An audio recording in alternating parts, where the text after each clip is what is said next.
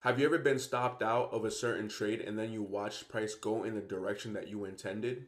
That was not bad luck. That was a liquidity sweep, and let's break it down. So let's first explain what a bullish liquidity sweep is.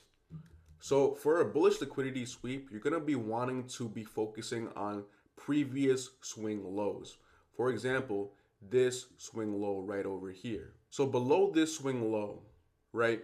For the traders who are longing this stock, so they think the stock is going to go up, they have their sell orders at the bottom of this swing low or their stop losses, right? But also below this swing low, you have traders who are trying to short that stock. So you're going to have orders below this swing low. When price gets below it, traders who want to short the stock and take the stock downwards. So you have two types of orders below this swing low.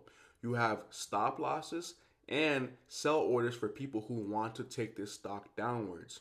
That is why price is so attracted to those areas, because price wants to fill those orders. So big institutions wait for those sell orders to be filled, and then they can take the stock upwards. So what should you do if you're bullish on a play? You don't want to be caught up in that initial wave of traders that get stopped out. That is not the goal, right? What you want to do is observe major swing lows and then wait for liquidity to be taken, right?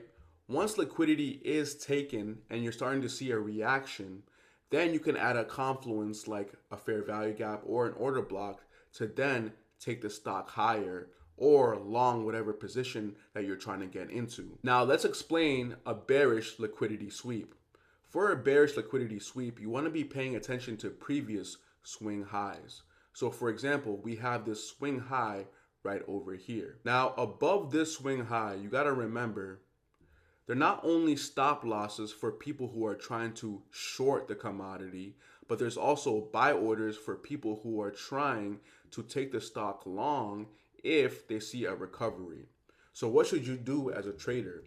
You should wait for liquidity to be taken, wait for a reaction, and then add a piece of confluence like a fair value gap or an order block, and then take the stock down or short the commodity. Now let's look at a couple of examples on a chart. So right now we're looking at the MNQ chart or the micro NASDAQ chart.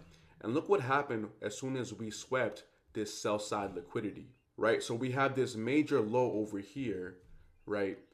That price was able to sweep. And look what happened once price swept this sell side liquidity. We had a major reversal all the way up.